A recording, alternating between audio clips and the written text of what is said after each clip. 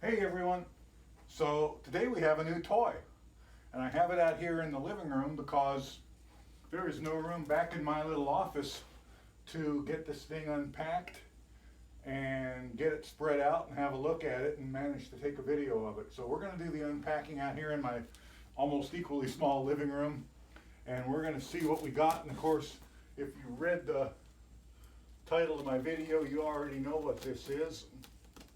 This is an Alfawise U20, and we're going to get it set up and we're going to get a first print on it. So hang on and let's see what we got in the box. What's in the box? This printer is supposed to come mostly assembled, and it is, according to some people, a copy of the CR-10. And let's see what we got here. This looks like the control box. That would be correct. We have the power supply, the control box. It has a color touch screen on it from what I understand. Nice metal box. Regular USB. Looks like another micro slot. Switch here to go from 110 to 220. On-off switch, power cord, and some nice twist lock type connectors. So we'll set that down. We got another box here. Let's take a look at it. Here we have a whole bunch of parts. We have a power cord. We have the Chinese little USB to micro SD card slot. We have some ball end Allen wrenches.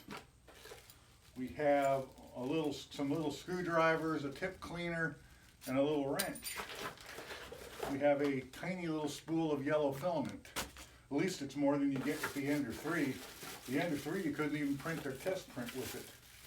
This looks like it is the spool holder. Then we have a nice rubber handled scraper. Unsharpened rubber handle scraper. Don't want to be hurting ourselves with a sharpened scraper now. We have some end stop switches. Nice little anodized mount, some end stop switches.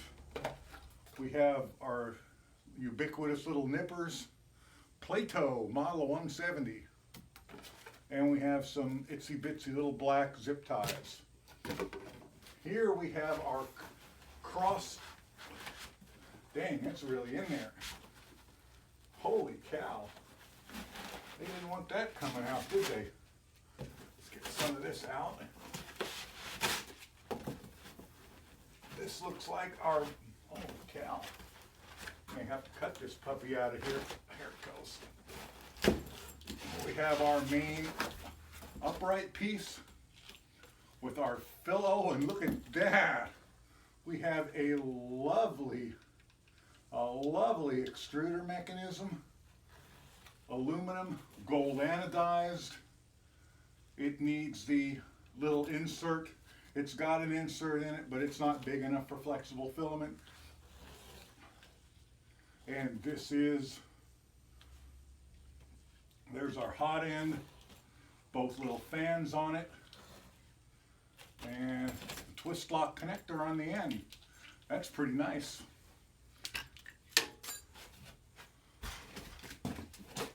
So let's get some of this out of the way and let's get the rest of it out.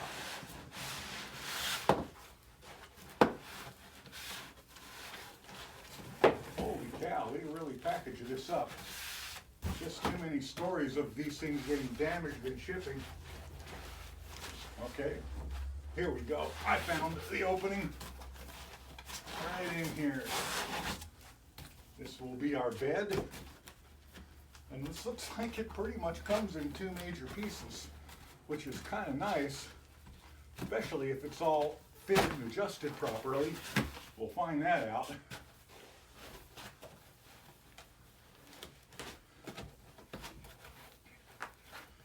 Dang, they packaged it so good you almost can't get it out without messing something up. But try not to be a kid on Christmas. And here here is our print bed. And it comes with a removable print surface. It's got binder clips on it. So I'm going to assume that's a removable print surface. See if we can pop one corner off of it and look. Well, don't know. Doesn't seem to want to remove there. But this is our print bed. And it has 6 rollers on the bottom. It's very, very tiny adjustment wheels compared to the big ones on the Ender 3. But let's see. No wobble in the bed, and boy, it moves nice and slick. So somebody did a decent job getting that adjusted. Anyway, those are all the major parts in it. You have now seen the full unboxing, and I am now going to move it into my little office onto my table in there. I'll have to move one of the Ender 3s, but I'm going to move it in the table in there and get it put together. And I will be right back when I get it moved. Okay, welcome back. We now have the printer disassembled, and we have it in the room where I am going to put it together. And I apologize for the camera angle on the unboxing video. I wasn't paying enough attention. So let me show you a couple things that you probably missed because of me.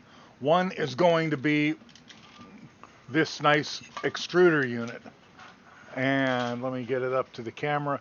And as you can see, this looks very much like the McEwen 3D Mark 8 that I reviewed in another video.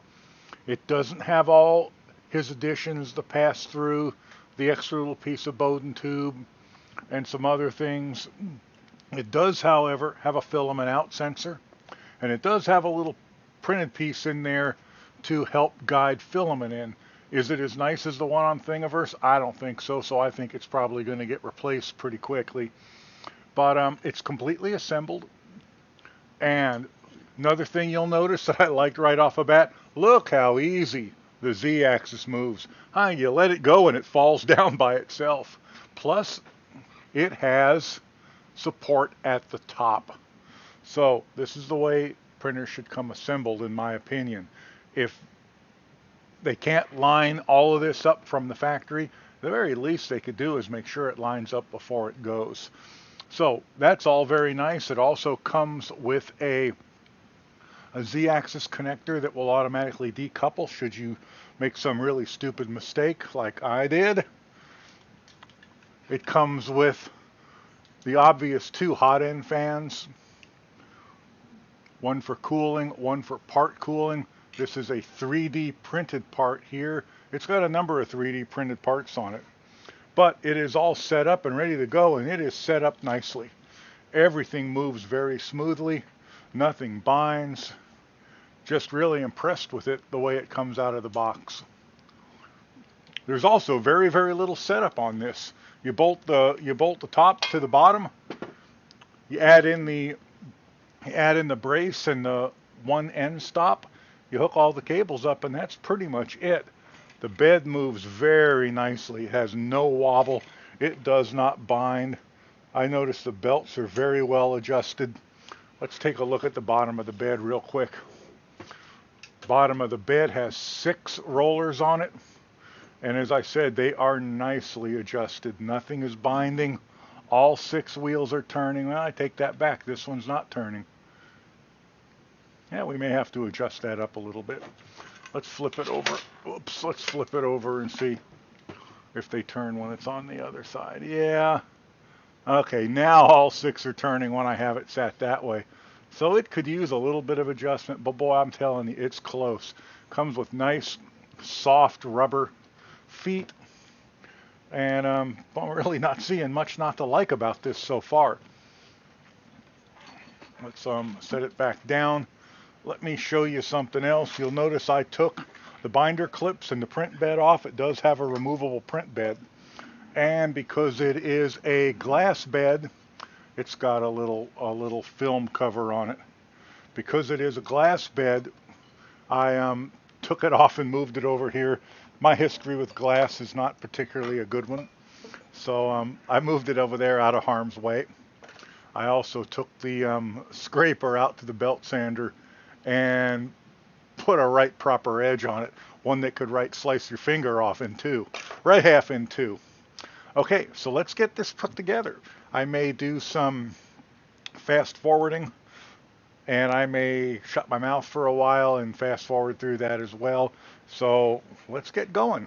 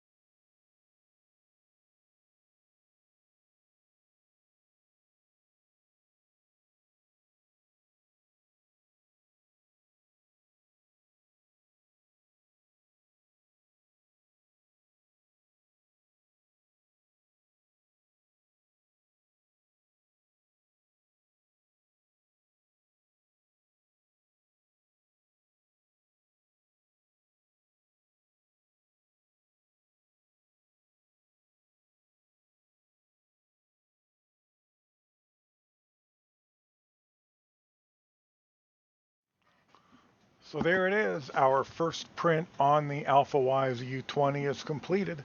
Let's see if we can get it off of there. The printer's had a chance to cool up, popped right off.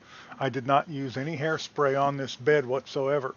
I just printed right on top of the blue finish that was on the glass. So let's pop the, let's see if the brim will come off. And I have a feeling they had some, because that black in there is not what I printed with. I have a feeling it may have had some ABS or something in it, because it stuck on there pretty good. But let's not worry too much about that. Let's take a look at the overall quality of the rest of it, why don't we? As I continue to ignore what I just said I was going to do and peel that bottom off anyway.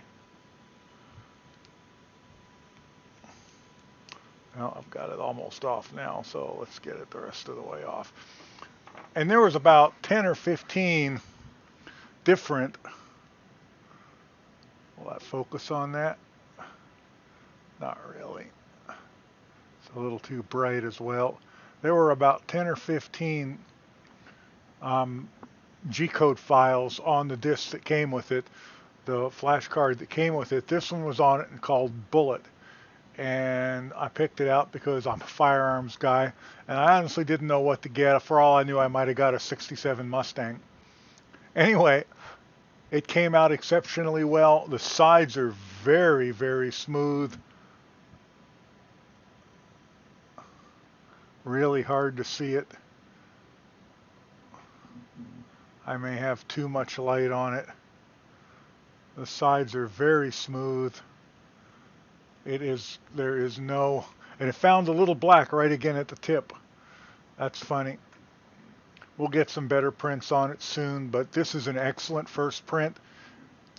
It is very accurate. The sides are really smooth. It is perfectly round, and really excellent. Really quite surprised for a first print. It took me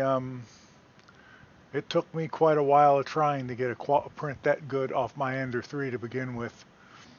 Anyway, let me go over with what I like and what I don't like about this printer now that it's working and we're ready to go and making some other things with it. Let's start with what I don't like. That spool holder. I'm serious. If you looked up cheesy in the dictionary, there would be a picture of this spool holder. And honestly, I think it's like keyboards and mice for new computers. I think that they know you're going to replace it right away, so they just give you whatever the cheapest thing that will get you up and printing is. It works. It holds the spool. It'll let you get up and printing, but you're probably going to want to replace it pretty quickly. And I'm nitpicking here because I really can't think of too many other things. The really nice scraper came unsharpened. As I said, it went right out to the belt sander in the garage and got sharpened. But unsharpened, when you go to scrape something off, you're not going to be getting under it. You're just going to be slamming into the side of it. So that's a complaint. What else don't I like about it? I don't know if this is really a complaint or not. This really isn't legitimate. It's hard for me to get used to all this snaking of cords and cables back here after the Ender 3 that was all self-contained. That being said, if you're printing ABS or nylon and you need to enclose your printer in order to keep the heat in, you'll want this out to one side. So one could say that those cords and cables being out there are a good thing. As far as what else I don't like about it, that's about it. I really can't think of anything else I don't like. There are some 3D printed parts on it.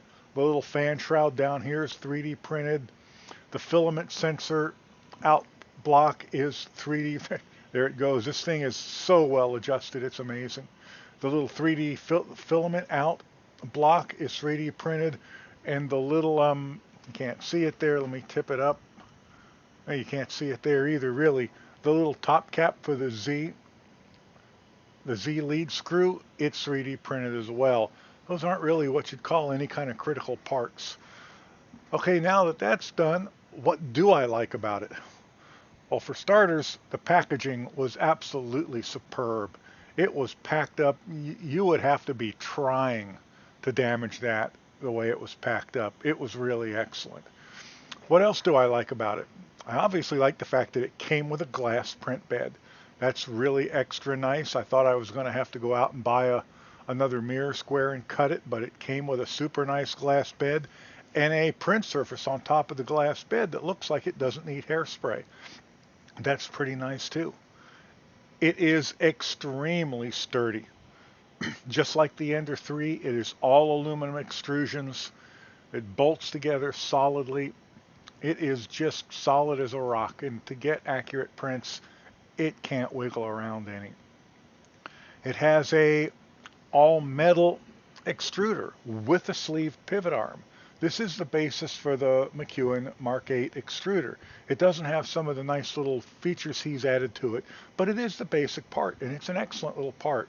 You're not going to have to replace that. That will continue to give you service for a long time to come. Now, you may have to replace the spring because some of these springs these things come with don't hold their springiness very long, but the extruder itself is an excellent part. What else do I like? I like the fact of how easy it was to assemble. Basically, all you did was bolt the upper to the lower, put the side plates on, and plug it in. And that's pretty much all you had to do. It was just ridiculously easy. I also like how well it's adjusted. Everything I went through on my Ender 3 to get it adjusted correctly, and this one's all done for you. Look at that. Look at how well that lead screw is adjusted. It'll go down on its own. It'll go down under its own weight. That is incredibly well adjusted. There is no looseness, no floppy. Everything is nice. This could be adjusted a little bit tighter, but honestly, This is just, they just did a great job adjusting that. The bed is almost perfectly adjusted. Nothing's ever perfect. You could go in and make it better, but you could also go in and make it a lot worse. It doesn't wiggle. There's no slop in it, and it moves smoothly. That's just excellent. The people who had trouble assembling the Ender 3 would not have any problems with this. This is just very, very well done. Also, there's a lot of nice little touches. The big fat rubber feet on the bottom to help dampen the sounds on a solid wood or metal table. Very nice. There's just lots and lots. Here's another little touch. This metal cap on the front to protect the belt and the roller. Not there on the Ender 3. You have to print your own. The way probably not going to get it turned around enough to see it. No, I'm not. The way the Z end stop switch mounts over here on the opposite one of these has these metal T-put brackets that extra stiffen this. Well, the Z limit switch mounts to the one on the opposite side, and it has no adjustment. It is just right to begin with. And you know what? You might like that, and you might want to change that plate to one that has some adjustment or modify it. But it is perfect with the glass bed on it. You don't really have to do anything, and that is just really nice. Here's another thing I like. I like the color touch screen. It's very easy to use. It gives you a bunch of information, and there's a lot of features in it. Features like it automatically moving it to the correct spot for bed leveling. Yes, you can add that into the firmware on the Ender 3. It's there in Marlin. But with the stock Ender 3 firmware, it's not. But that's not that big of a deal, but this is just something that's nice to have. And you just scroll your way through it. It's got a bunch of information on it. And you just scroll through what you want to do on it, and it's really nice. It's hard to find any fault with that. I like the way the wires are all encased. I don't like that web type wire cover that's on the Ender 3. I like this nice heavy plastic wire cover. I like the screw-on wire holders on the end of the box. That's really nice. I'm trying to think of anything negative to say about this printer, and I cannot. It printed really well on its very first print. It's easy to assemble. It's sturdy. Right now they're on sale for $2.99. I'll put a link below. It's just hard to find fault with this right now. I've only printed one thing with it, so take it with a grain of salt. But man, so far it is looking really good. I'm going to continue to print with it. If I find anything that I don't like about it, anything that goes wrong, I will absolutely be sure to post it. But this seems like a lot of bang for your buck for $300, and super easy to put together and get started with. That's it for now. We'll keep printing with this, and if we find anything wrong with it, and we'll modify it too. I've already got a couple modifications in mind for it. That spool holder is one of them, and get a holder for the tools, because otherwise I'll spread them all over my desk and lose them. But that's it for now. I hope you enjoyed this. If you liked my video, please subscribe. If I've done you any good, hit the like button. And if you're in the market for one of these, there's a link below. It's an affiliate link, but it won't cost you any more.